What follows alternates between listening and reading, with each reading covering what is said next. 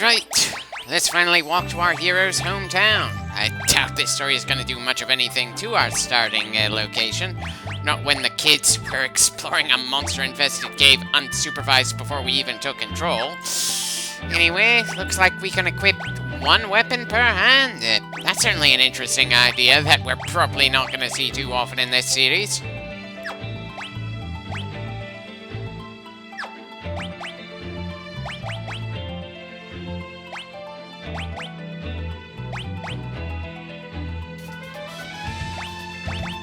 Yeah, definitely a bit disappointed that our characters don't get to take their distinctive colors with them when we change their classes.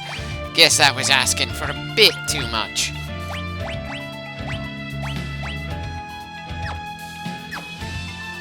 As starting party compositions go, this certainly seems solid enough. Not that our spellcasters have any spells to work with just yet.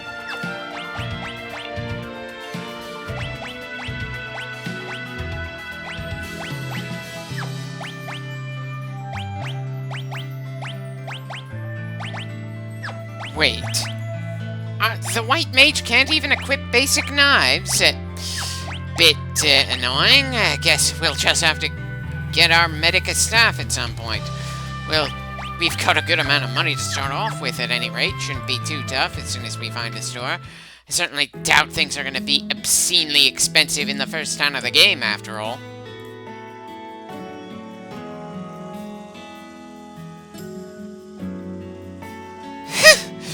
Not sure you're ever too old to want to save the world. At most you just get too damn jaded to care about the world.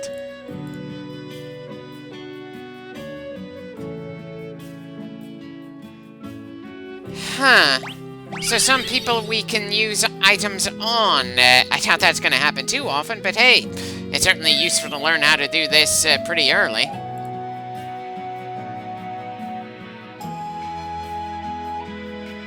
Okay, so someone knows what happened to us before we even got back to town. I suppose I'll shorten the goodbyes we're gonna have to go through before we start this adventure. But then can you really call it goodbye, when this is the only time the audience meets the people who supposedly raised the 4 blank slates who are our heroes? Anyway, apparently, we've got slightly different varieties of healing water than just the ones that heal absolutely everything. A bit odd to do that when we've already been introduced to the healing water that can take care of all of our needs. It probably still screws with the number of people who go to the local inn to sleep. As if the fact that it's a generic peaceful town at the start of the game isn't gonna mess with the inn's income enough around here. By the way, can that advice that the old sage gave us be any more generic? Saying to be true to your heart to a bunch of blank slate characters is pretty weak advice. It's not like the story is going to get all that personal for them.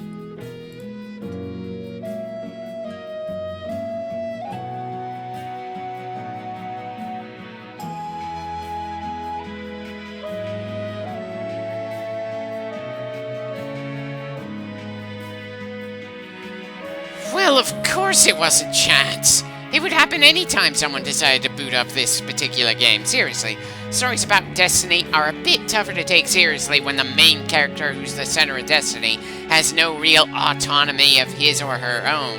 And the fact that we have 4 chosen ones at the same time in this game makes it a bit more rough.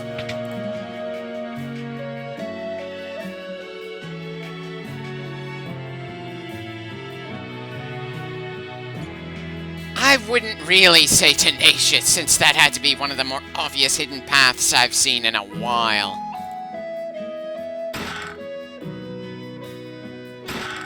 Is there a reason the old lady put her 3 potions into 3 separate boxes down here instead of in just one?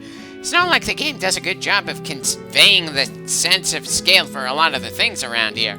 Those boxes could be as large as a wallet, or could be the size of a coffin for all we know.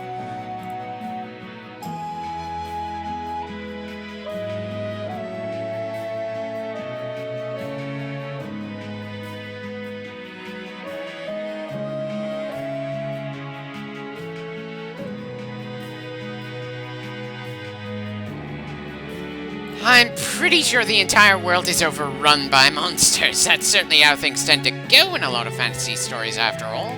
At least the ones that don't try to be especially gritty like Game of Thrones. It's kind of funny how Game of Thrones managed to make the world feel pretty bleak and hopeless before the undead started marching towards the capital city.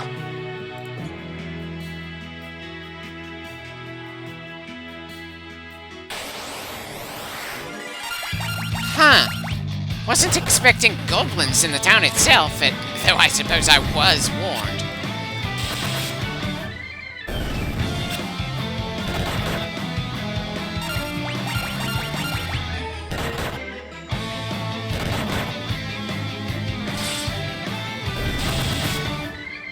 Huh.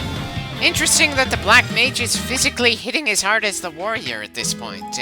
Kinda makes it feel like it's just better to have two weapons instead of a weapon and a shield, but I suppose it's a bit early to make a claim like that.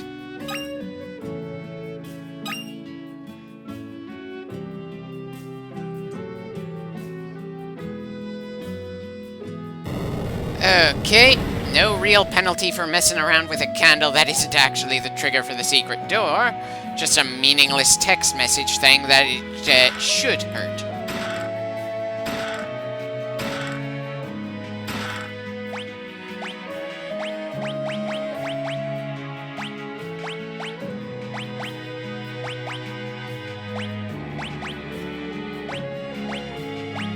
Bit of an annoying way to handle spells, especially since this means you're probably gonna have to buy some of the same spells you already know.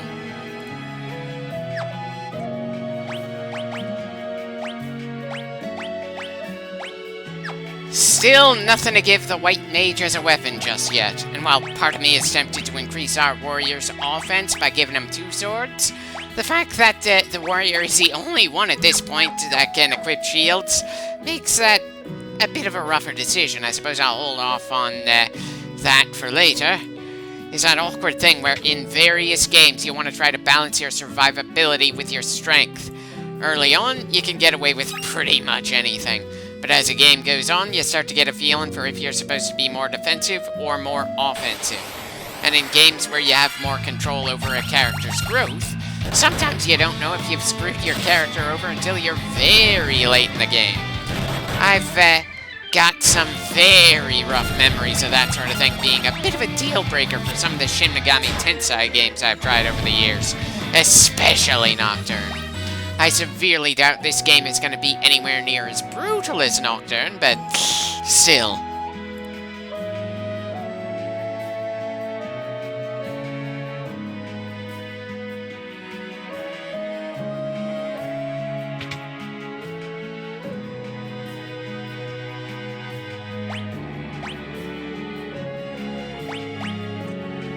Right. Of course the only thing we're allowed to equip for the White Mage in a staff. Not too terrible, but still kind of odd, especially since for some reason the Black Mage can equip both knives and bows with arrows. It doesn't look like the store seems to really know how to deal with the fact that we can equip two of the same weapon. Oh dear, this early on, and I'm a bit shaky on how the game is handling equipment in a game where we can change classes as casually as we can change socks. Though apparently in the original release there was a bit of a penalty for switching classes. You had to stick with the class for a few fights at the very least, instead of shifting to a fresh one in every fight.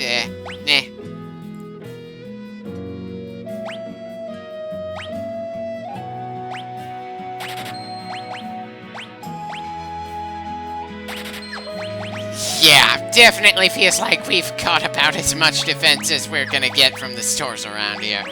Guess it's time to see what spells are available to buy in this place.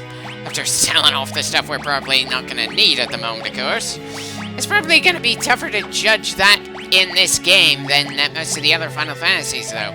I'm sure I'll have the same problem when we get to Final Fantasy V. It's hard to have a sense of a linear progression of gear when you're able to change classes on a whim, after all.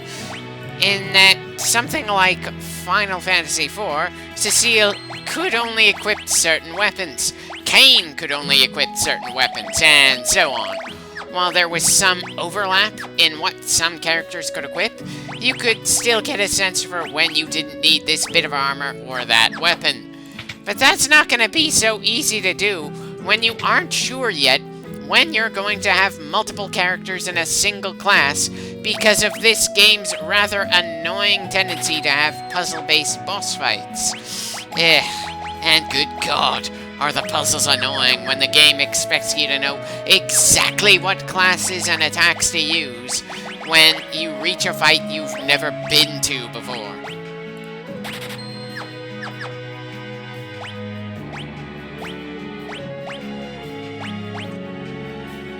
Well, you certainly can't say that our inventory is all that cluttered this early on. I'm also rather impressed that this game has given us so much cash to start things off.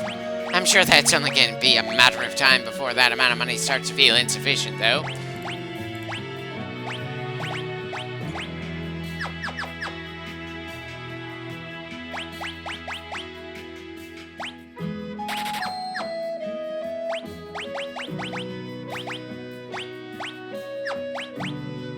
Yeah, definitely nice to see that we can make the monk extremely hard-hitting at the start. It's not like we need to worry about holding a shield instead of a sword like with our warrior.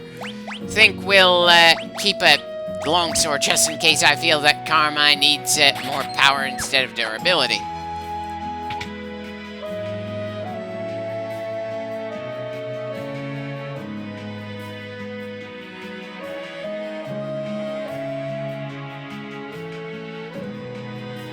Yeah, definitely feels like we've talked to everyone in the town.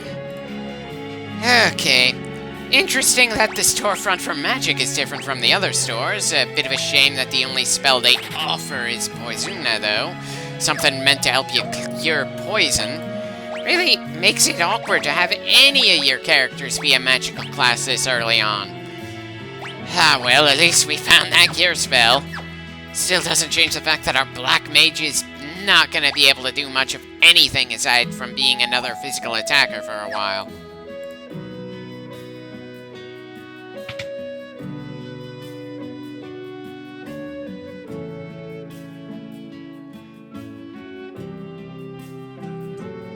Not sure we need a free visit to the inn considering the healing water earlier.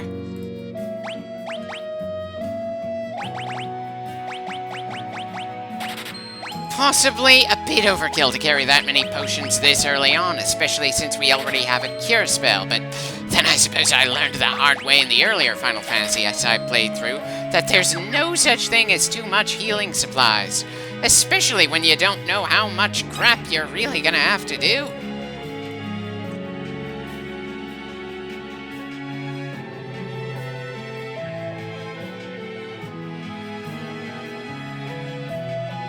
I'm sorry, what is the point of this old man knowing what our classes are?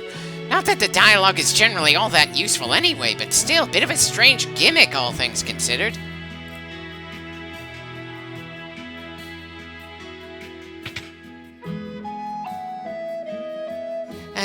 Guess it makes sense that the tavern is inside the inn instead of being its own building. It certainly makes it easier for anyone who drank themselves into a stupor to end up in bed.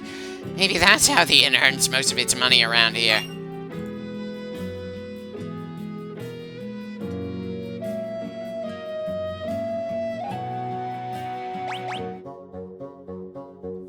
Yeah, watching people dance in this game isn't any more impressive than it was in the original Final Fantasy or Final Fantasy IV. At least not visually, but I certainly do appreciate the sense that the game designers were having fun making this game.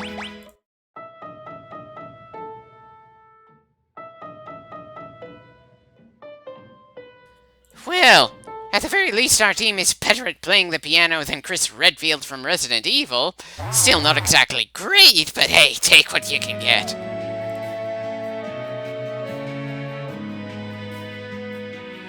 Huh. A little strange that we have no means of talking to the bartender, but I suppose it's not like we can order any drinks around here.